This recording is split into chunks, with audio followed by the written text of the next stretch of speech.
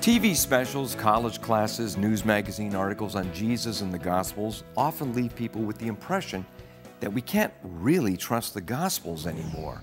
They are supposedly not the gospel truth, supposedly. But honest scholarship shows they can indeed be trusted. For example, Dr. Craig A. Evans of Houston Baptist University is the author of Jesus and the Manuscripts. He says, quote, "The New Testament Gospels, written in the first century, were written at a time with many eyewitnesses were still living." And so the idea of inventing things that Jesus did or taught, telling stories about things he actually didn't do, nobody could get away with that.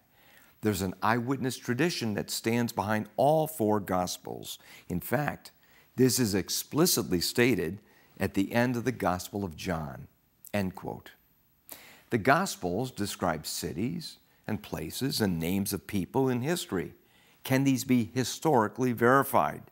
Dr. Paul L. Meyer, a retired professor of ancient history at Western Michigan University and a best-selling author, says, yes, they can.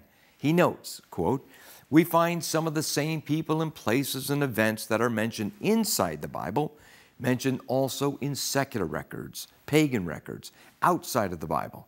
And for an historian, this is a remarkable demonstration that the sources that we have inside of Scripture are very reliable indeed," end quote. But some skeptics say, well, the writings we have are just copies of copies of copies of copies. How do we know we can trust them?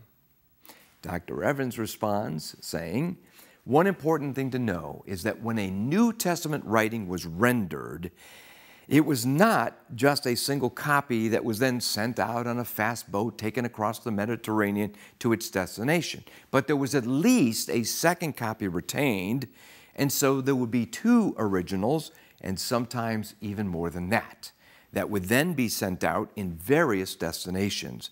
This helped preserve the text and stabilize the text. That's why the text is so accurate and reliable," end quote. In other words, that's one of the many reasons why these documents are indeed the gospel truth. For D. James Kennedy Ministries, I'm Jerry Newcombe.